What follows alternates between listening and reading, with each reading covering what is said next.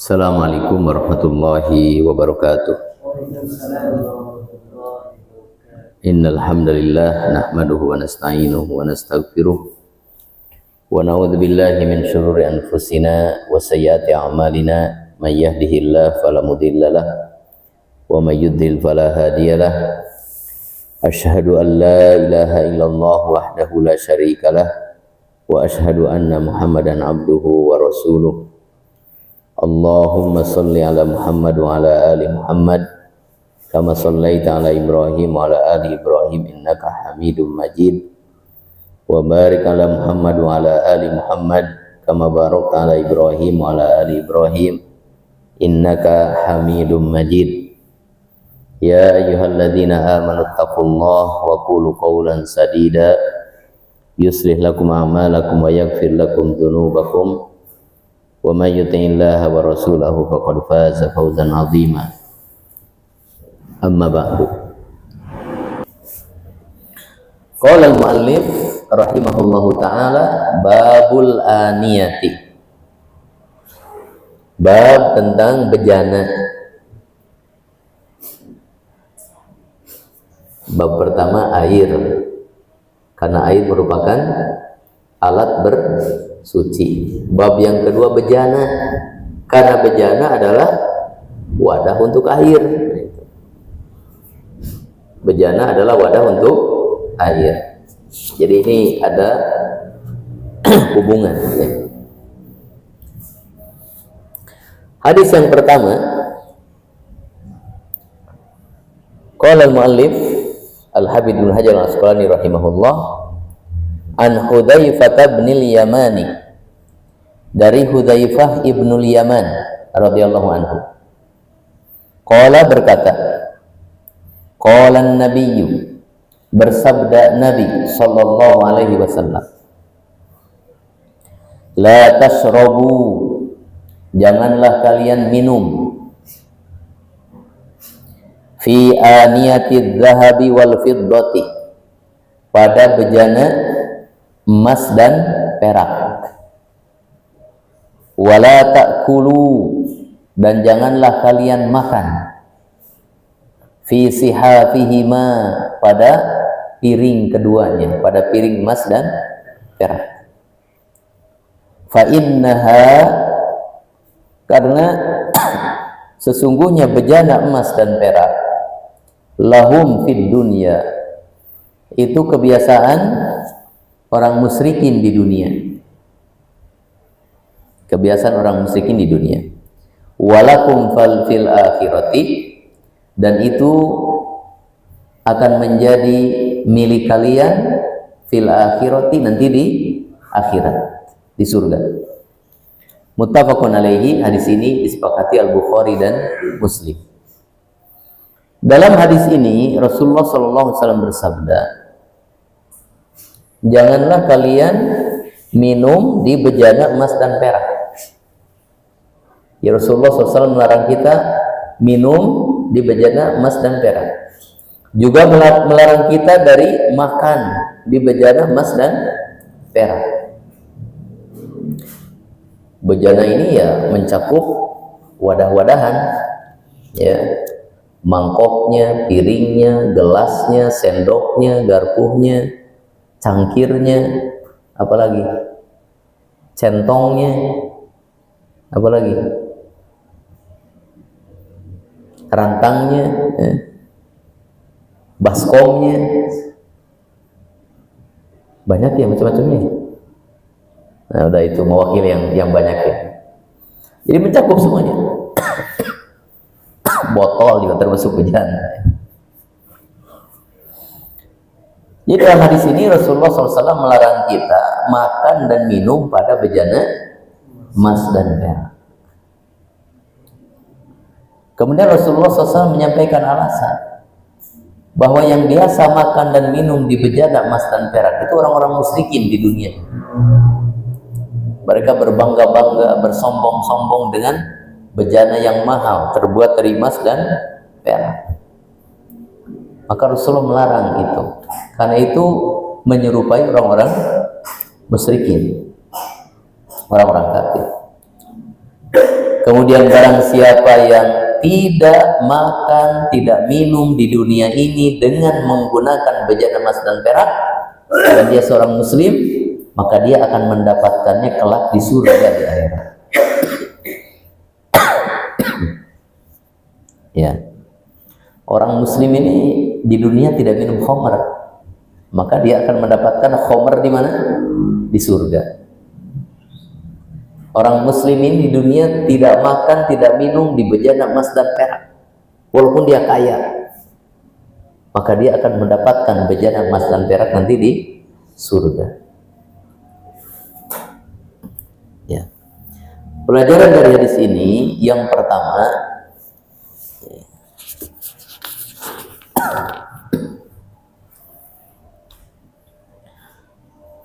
larangan makan dan minum pada bejana emas dan perak.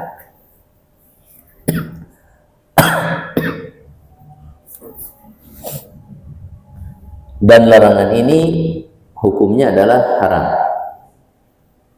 Larangan ini hukumnya adalah haram.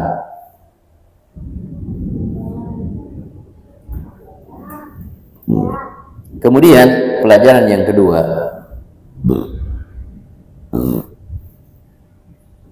menurut mayoritas ulama,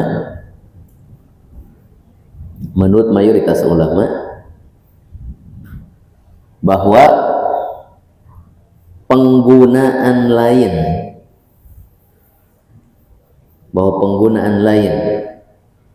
selain makan dan minum,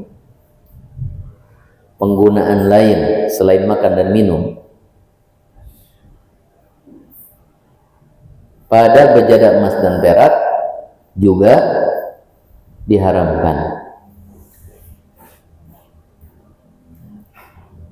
Menurut jumhur ulama, bahwa penggunaan lain selain makan dan minum pada bejana emas dan perak itu juga diharamkan. Jadi penggunaan bejana emas dan perak untuk selain makan dan minum, menurut jumhur ulama, menurut kebanyakan ulama, sama diharamkan.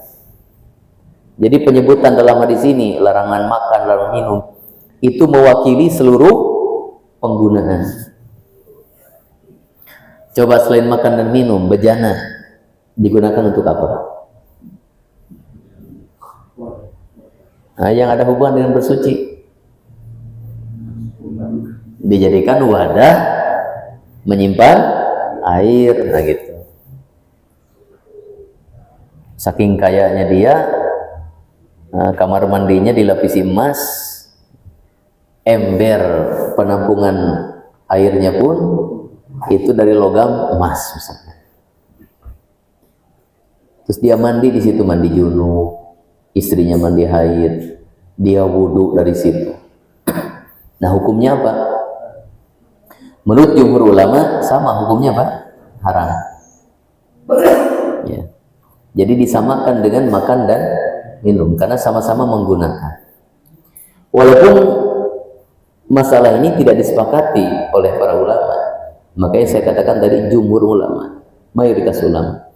Ada sebagian kecil dari ulama yang mengatakan penggunaan selain makan dan minum boleh, karena yang dilarang dalam hadis ini makan dan minum. Tapi yang lebih hati-hati ya pendapat mayoritas ulama ini.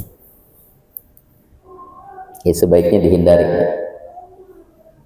Mandi, wudhu pada air dengan air yang diletakkan pada wadah emas dan perak.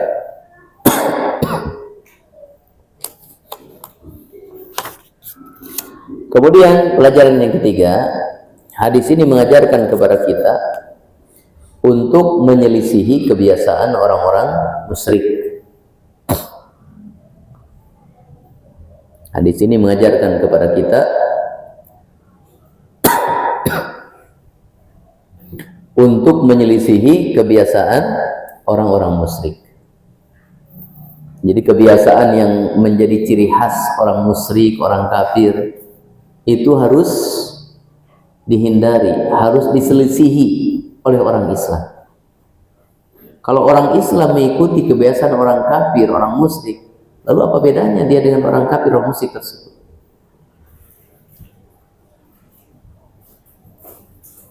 Makanya kalau datang ke tempat yang di situ ada orang muslimnya, ada orang kafirnya, kemudian orang muslimnya nggak menghindari kebiasaan orang musyrik, kita bingungnya, ini orang muslim atau kafir? Dari gaya pakaian sama aja, dari gaya makan sama aja, dari gaya bicara sama aja, pas terdengar azan sama aja. Orang kafir nggak sholat, dia juga nggak sholat. Jadi kita ini susah bedakannya, itu orang muslim apa kafir, karena sama.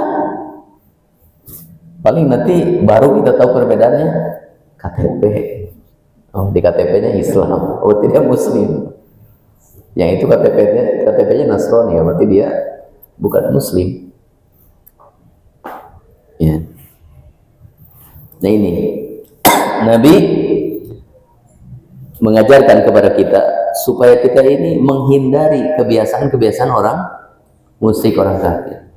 Kita harus menyelisihinya.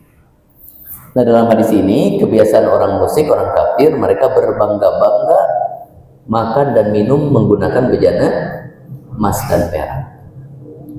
Maka ini harus diselisihi. Dengan cara apa? Ya dengan cara kita makan dan minumnya tidak pada bejana emas dan perak.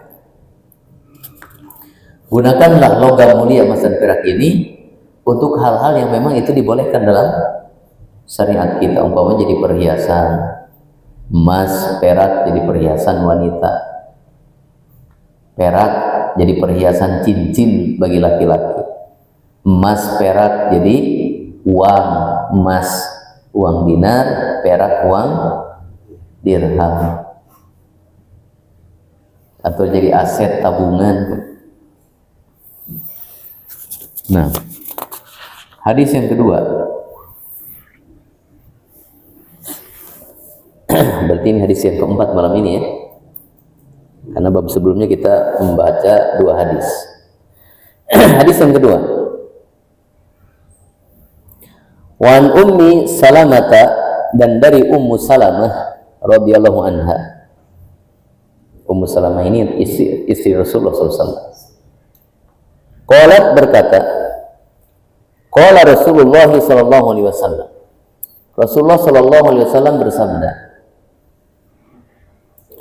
alladzi yashrabu, orang yang minum, fi ina'il fiddati, pada bejana perak, innama yujarjiru fi batnihi, sesungguhnya dia sedang menggelontorkan ke perutnya, menggelontorkan ke perutnya, nar jahannama, api jahannam, api neraka jahannam. Muttafaqun alaihi, hadis ini disepakati Al-Bukhari dan Muslim. Dalam hadis ini Rasulullah SAW menjelaskan kepada kita tentang dosa besar orang yang minum pada bejana perak. Bagaimana dengan bejana emas? Emas lebih tinggi dari perak. Perak saja dilarang, apalagi emas. Bagaimana dengan makan? Minum dilarang, makan juga sama. Karena makan dan minum sama. Nah, maka dalam hadis ini Rasulullah SAW menjelaskan kepada kita tentang dosa besar orang yang minum pada bejana perak. Demikian juga pada bejana emas, demikian juga dengan makan pada bejana perak dan emas. Bahwa sesungguhnya dia itu sedang memasukkan ke dalam tubuhnya api neraka jahanam. Ya. Pelajaran dari hadis ini, yang pertama tentang keharaman makan dan minum pada bejana emas dan perak. Nah, ini jelas ya hukumnya haram. Kenapa hukumnya jelas haram? Ya karena Nabi menyebutnya itu sedang memasukkan ke dalam perutnya apa? Api neraka. Itu ancaman yang sangat berat itu. Dengan adanya ancaman berat ini jelas hukumnya haram. Kalau sekedar makruh tidak diancam neraka. Yang diancam neraka mah yang apa? Yang haram.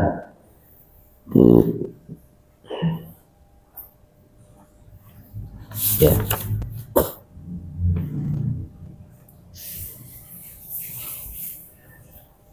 Kemudian yang kedua, hadis ini menunjukkan bahwa yang namanya balasan itu sejenis dengan perbuatan. Yang namanya balasan sejenis dengan perbuatan. Al jaza'u min jinsil amali. Yang namanya balasan itu dari jenis perbuatan. Perbuatan orang yang disebutkan dalam hadis ini adalah minum pada bejana emas dan perak. Maka balasannya adalah dimasukkan api neraka ke mana? Ke dalam perut. Sejenis kan?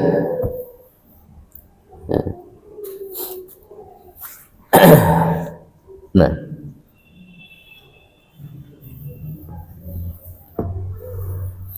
hadis yang ketiga, keempat dan kelima.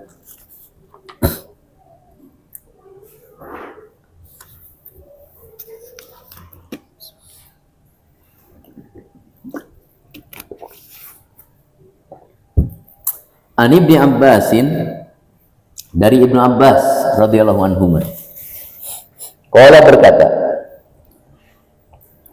qala Rasulullah sallallahu alaihi wasallam, bersabda Rasulullah sallallahu alaihi wasallam, idza dubigal ihab, apabila kulit bangkai disamak, apabila kulit bangkai disamak, faqad tahura, maka menjadi suci, maka menjadi suci. Akhrajahu Muslimun, hadis ini dikeluarkan oleh Muslim. Wa indal arba'ati, dan dalam riwayat imam yang empat. Imam yang empat itu siapa? At-Tirmidzi, An-Nasa'i, Ibnu Majah, kemudian siapa? At-Tirmidzi, An-Nasa'i, Abu Dawud, dan Ibnu Majah. Nah, ini istilah Ibnu Hajar, imam yang empat, karena beliau yang membuat istilah ini, kemudian ini jadi populer di antara para ulama hadis. Dan dalam riwayat imam yang empat, ayyuma ihabin dubigo, kulit bangkai apa saja, kulit bangkai apa saja, dubigo yang disamak, faqad tahura, maka menjadi suci. Maknanya sama, cuma beda lafadznya. Hadis yang keempat, wa an Salamata ibni al-Muhabbiki, dan dari Salamah bin al-Muhabbik radhiyallahu anhu, qala berkata, qala Rasulullah sallallahu alaihi wasallam, bersabda Rasulullah sallallahu alaihi wasallam, dibagu juludil maitati, penyamakan kulit bangkai, tuhuruha adalah kesuciannya. Di situ tuhur atau tahur?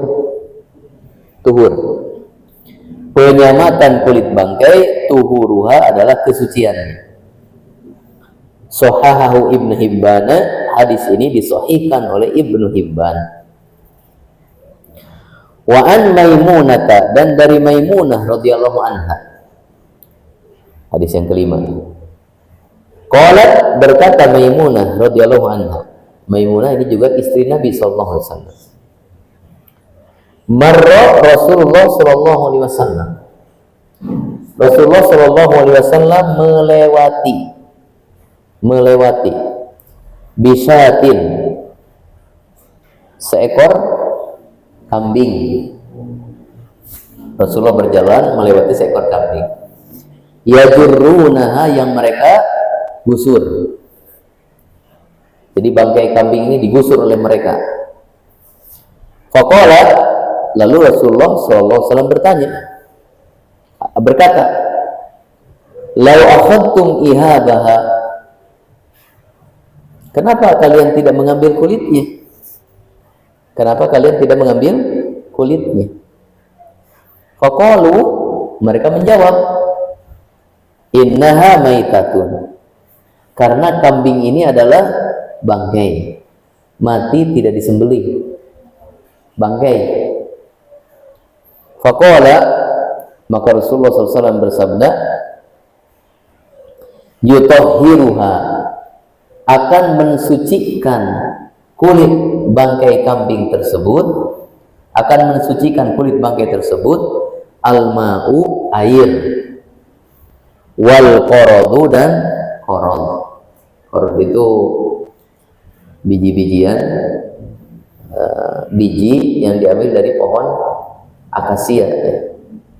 Di kita mah akasia itu apanya?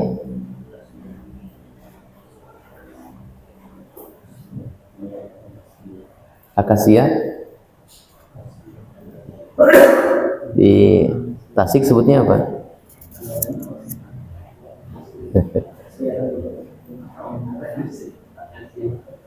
Hah? Ah iya, ada madu akasia ini. Kalau lihat di Google mah termasuk jenis pohon akasia teh. Saya lihat di Sunda apa gitu, ki hujan gitu. Kalau ki hujan mah kenal kan? Tapi ki hujan ada bijinya nggak?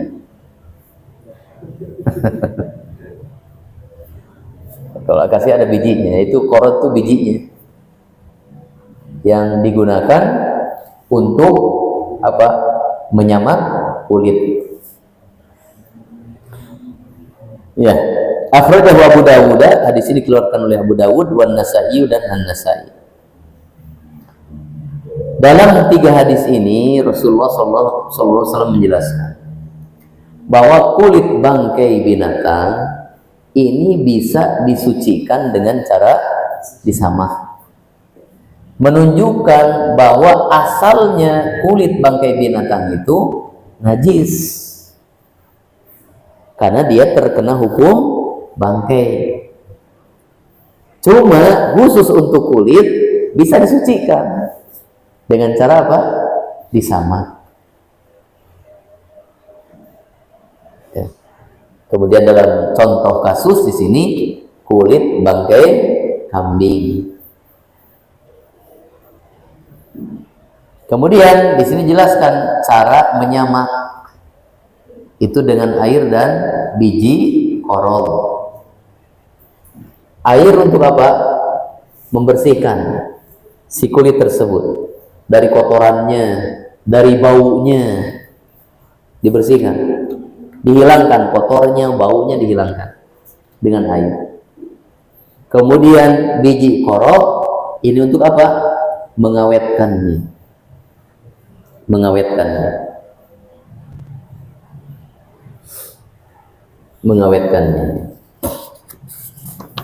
Pelajaran dari hadis ini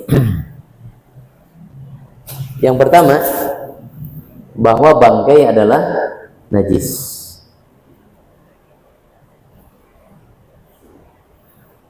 Ya, Nabi tidak akan menjelaskan kulit bangkai itu jadi suci dengan cara disamak kalau secara asal memang bangkainya suci, karena bangkainya najis sehingga kulitnya pun jadi najis. Cuma kulitnya bisa disucikan dengan cara disamak, berarti asalnya memang najis. Ini yang pertama, bahwa bangkai adalah najis. Yang kedua, bahwa kulit bangkai adalah najis. Bahwa kulit bangkai adalah najis. Yang ketiga, bahwa kulit bangkai bisa disucikan dengan cara disamak. Kulit bangkai bisa disucikan dengan cara disamak.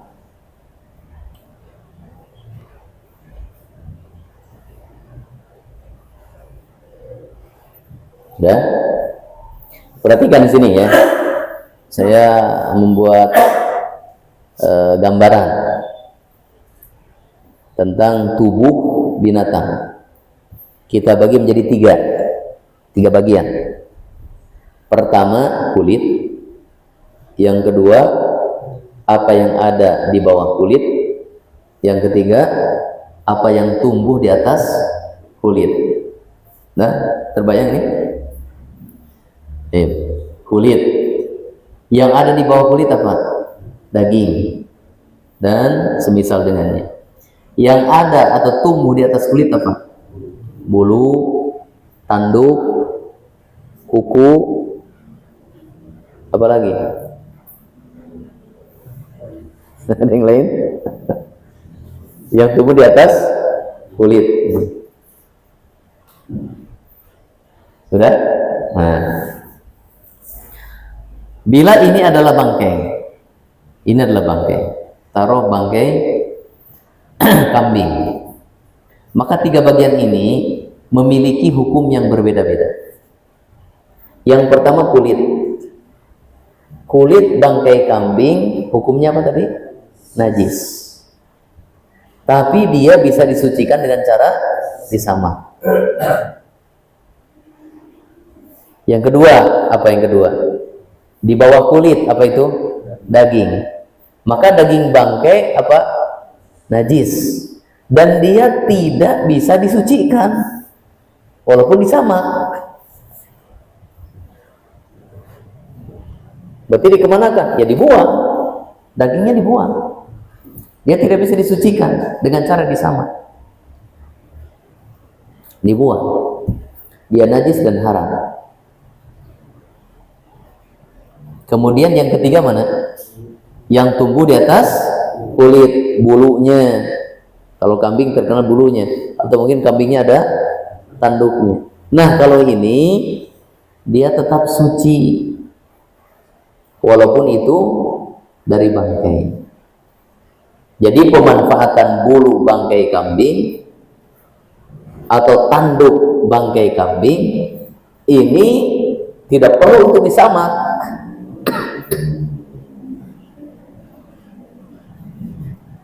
Jadi secara asal dia sudah suci. Udah paham ini? Tiga susunan ini.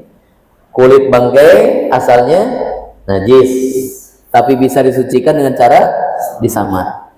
Bagian yang di bawah kulit itu daging, dia najis dan tidak bisa disucikan walaupun disamak.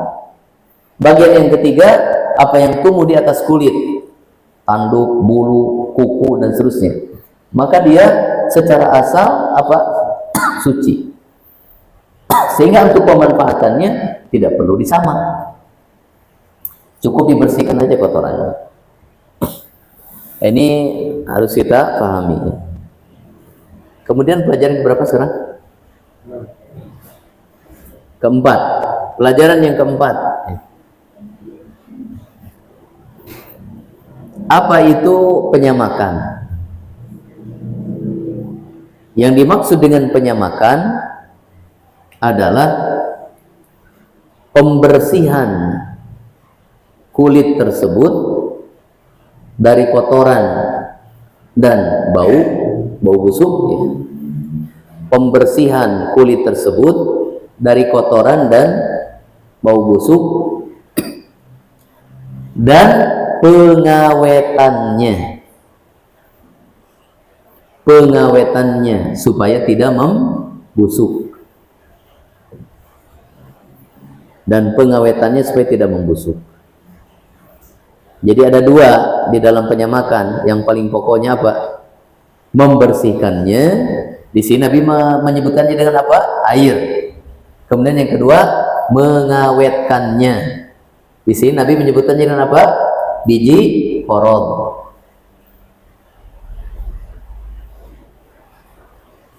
Jadi harus diawetkan. Maka kalau kulitnya nggak awet, sudah dibersihkan, dijemur, kering, terus dipakai, tiba-tiba membusuk, nah itu belum disamak gitu. Karena syarat jadinya penyamakan itu dia apa? Awet. Sampai direndam air pun dia tidak akan membusuk. Kecuali kalau direbus, mungkin jadi apa? Jadi rapuh ya kalau direbus. Nah, untuk sekarang ini boleh penyamakan menggunakan bahan kimiawi, tidak apa-apa. Yang penting dua pokok penyamakan tadi tercapai. Pertama apa? Pembersihannya, yang kedua pengawetannya. Kemudian pelajaran yang kelima, kesucian kulit bangkai setelah disamak. Kesucian kulit bangkai setelah disamak ini hanya membolehkan pemakaiannya saja.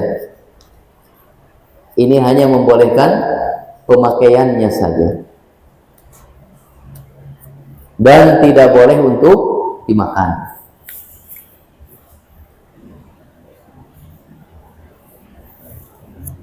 Jadi ini hanya membolehkan pemakaiannya saja, tidak boleh untuk dimakan. Karena kalau makan itu harus hasil sembelihan, sementara ini kan bukan sembelihan, ya. Jadi hanya untuk sekali dipakai, jadi jaket, jadi dompet, jadi sepatu, jadi sandal. Nah, yang hubungannya dengan masalah bersuci, wadah air, zaman dahulu itu biasa menggunakan kantong kulit untuk air. Kalau sekarang kan mungkin sudah nggak pakai kantong kulit ya. Sekarang pakai botol atau buat termos kemana-mana. Kalau dulu enggak, air itu diletakkan di kantong kulit yang sudah diawetkan, dibikin kantong, dimasukkan air ke situ. Nah, maka itu boleh, kan dia suci, sehingga airnya tetap suci. Cuma tidak boleh dimakan. Kalau dijual gimana? Boleh dijual. Ketika boleh dipakai berarti dijual juga boleh. Tapi menjualnya jangan masih kulit bangkai. Menjualnya setelah disamak. Karena kalau masih kulit bangkai belum disamak, itu najis. Najis gak boleh diperjualbelikan. Jadi kalau ingin menjual kulit bangkai, disamak dulu. Kalau sudah disamak baru boleh dijual. Kemudian yang terakhir, bangkai binatang apa saja yang bisa disucikan dengan cara disamak. Ini pelajaran berapa ini? Ketujuh. Keenam, bahwa kulit bangkai yang bisa disucikan dengan cara disamak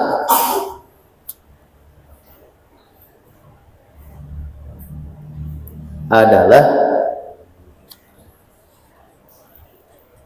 binatang yang halal untuk dimakan apabila disembelih.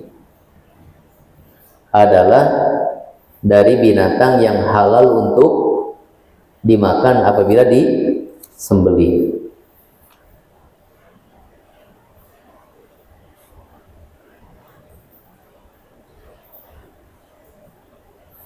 Nah, ini menurut madhab Hanabilah, ya. Dan di situ ada perbedaan pendapat. Yang saya sebutkan tadi itu madhab Hambali. Nah, di sana ada madhab lain, Kalau madhab Syafi'i, semua kulit, termasuk binatang yang haram dimakan, kecuali kulit anjing dan babi. Ya. Kulit harimau boleh, bisa disucikan dengan cara sama. Kulit ular bisa disucikan dengan cara yang sama. Kulit buaya bisa disucikan dengan cara sama. Kulit singa mungkin ya. Walaupun binatang-binatang tersebut haram untuk dimakan, tapi kulitnya bisa disucikan dengan cara sama. Ini menurut pendapat mazhab Syafi'iyah. Yang penting bukan anjing dan bukan babi atau peranakan dari keduanya. Adapun dalam mazhab Hanafi, semuanya boleh. Semuanya bisa disucikan dengan cara disamakan. Berarti termasuk kulit anjing. Tapi wallahu a'lam, di antara sekian pendapat tentang masalah ini, kalau saya sendiri lebih cenderung kepada pendapat mazhab Hambali, bahwa kulit bangkai yang bisa disucikan dengan cara samak itu hanya dari binatang yang halal untuk dimakan apabila disembelih. Berarti itu kulit bangkai sapi, kulit bangkai kambing, kulit bangkai unta. Adapun kulit ular, kulit buaya, kulit singa, kulit harimau, maka itu tidak bisa disucikan. Kenapa? Karena binatang-binatang ini haram untuk dimakan. Mana dalilnya? Ada hadis Nabi SAW. Ya. Nabi SAW bersabda,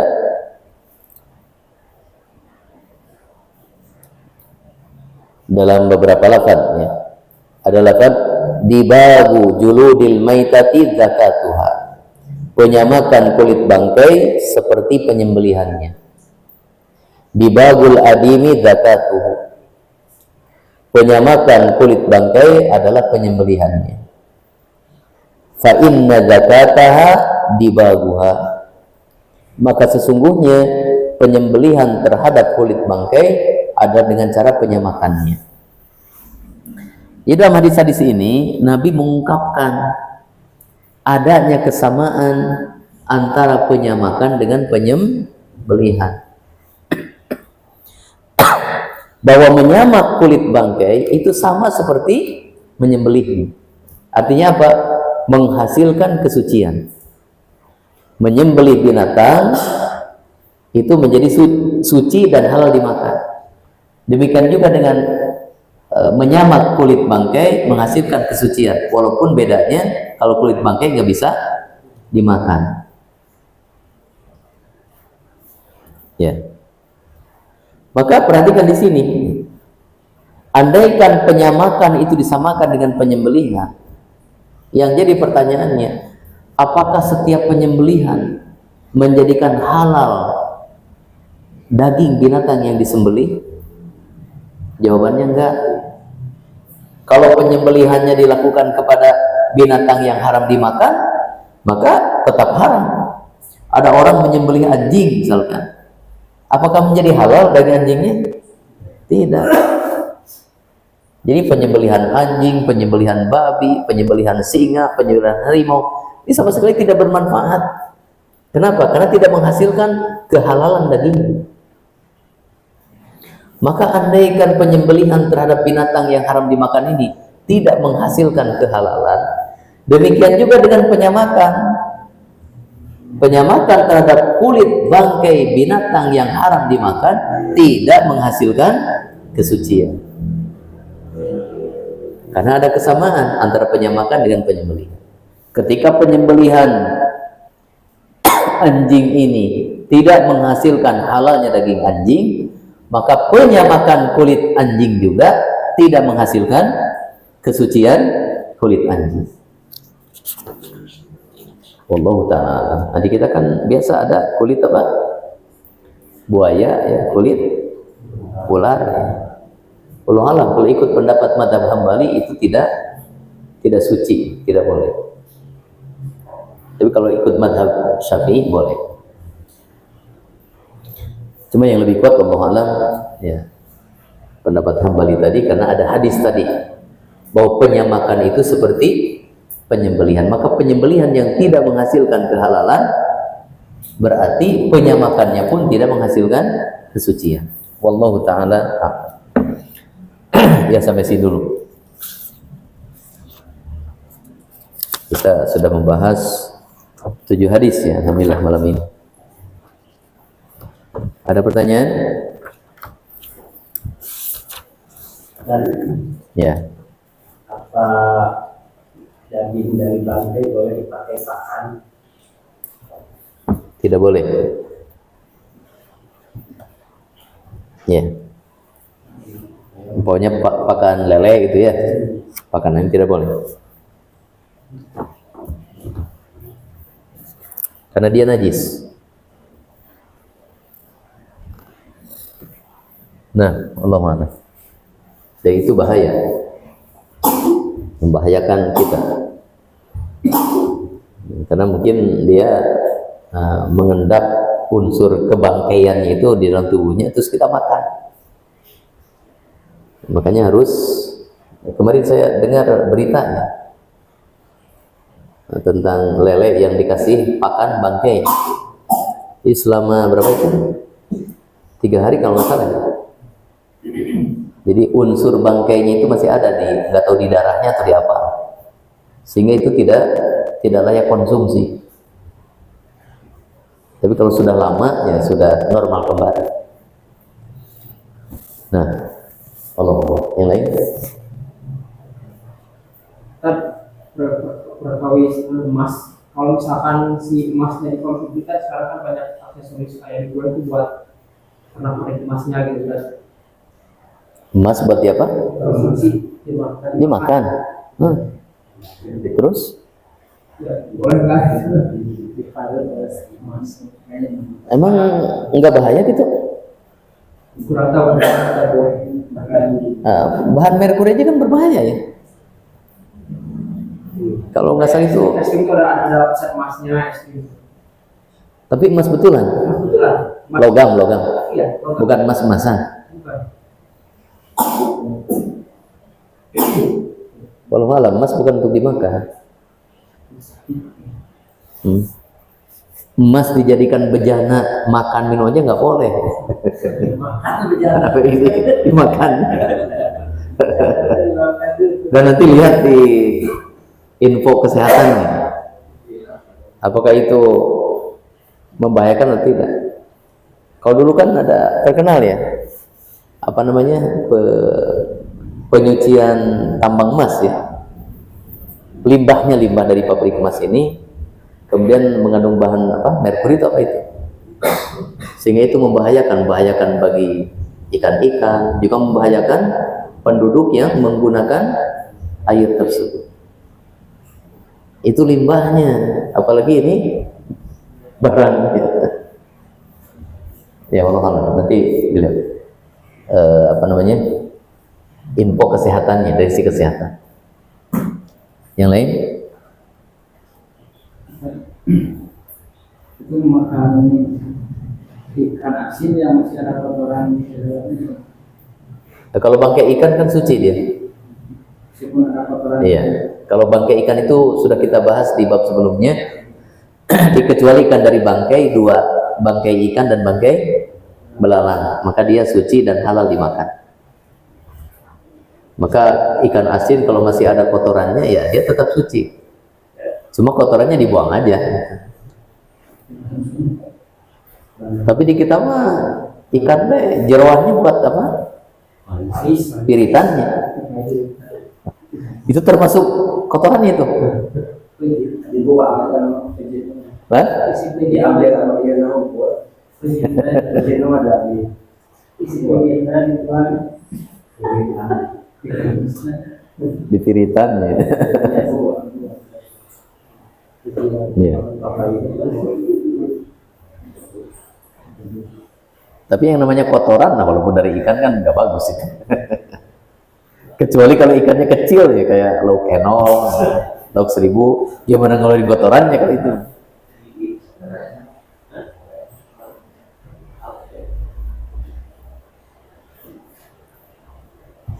Ya, mungkin cukup sampai sini, kawan. Sampai sini dulu kajian kita malam ini, mudah-mudahan ada manfaatnya. Barakallahu fikum, subhanakallahumma bihamdika, asyhadu an la ilaha illa anta astaghfiruka wa atubu ilaik. Wa sallallahu wasallama ala nabiyyina Muhammadin wa ala alihi washabihi ajmain. Wa akhiru da'wana alhamdulillahi rabbil alamin. Assalamualaikum warahmatullahi wabarakatuh.